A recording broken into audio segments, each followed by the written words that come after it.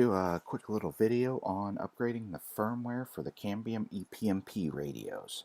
It's a pretty straightforward process, but first we got to get the firmware. So we're going to go to Cambium support site, go to downloads. It's a login site, no big deal. And at the left we're going to see ePMP 1000. Click on that. And as of this video, 251 is the latest release. So we're going to grab that. The changelog is always a good thing to kind of read through, see what bug fixes they've made since the last version. Kind of help you decide if it's an upgrade you need to do right now or not. So we're going to go on down here, and the thing to note on the firmware is you have two different versions. You have the GPS synced one for obviously the GPS synced radio, and then the non-synced radio.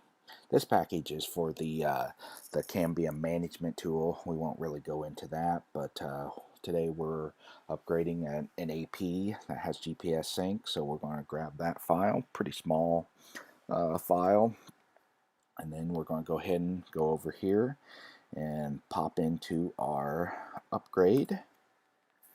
And this is one I did earlier, but I just wanted to show you a couple things. We're just using the default login on this for purposes of this. You'll notice on these there are two different software banks. There's the active and the inactive. The idea being is, hey, if a software upgrade goes bad, you can go to the inactive bank and at least get into the unit and figure out what's going on. And we'll notice here on this particular radio, since I did the upgrade, our GPS firmware is also up to date. So we're going to go ahead and pop in into one that needs an upgrade.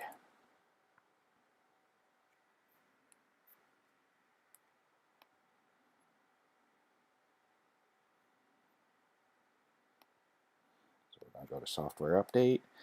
You can see this is running 243, so it's a pretty simple process. This is the file that we just download, upgrade it, and we'll notice before we start this, we also need a firmware update.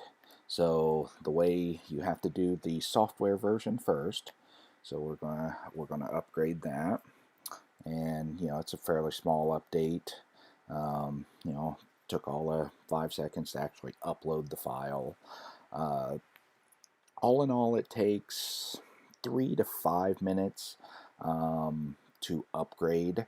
Once you get beyond version 2.4 something, they really sped up the way it writes the files and writes the flash and all of that. Before, it would literally take 10 minutes or so. So if you're doing one of these and it's an older firmware, don't worry too much about it taking a long time. That's just because it's not optimized. So it does get better in these newer versions. So, but with the newer versions, I'm always figuring 3 to 5 minutes, and that includes my reboot time. So as this is writing the flash, one of the things that we notice is the little information thing up here. So since it's written the flash, we'll notice that it tells us, hey, it needs a firmware upgrade. We went through and it verified that there was a good file and all of that, and it was all good. If it has errors or anything like that, I always suggest don't reboot. Try to figure out what went wrong, but we went good, so we're going to go ahead and reboot this guy.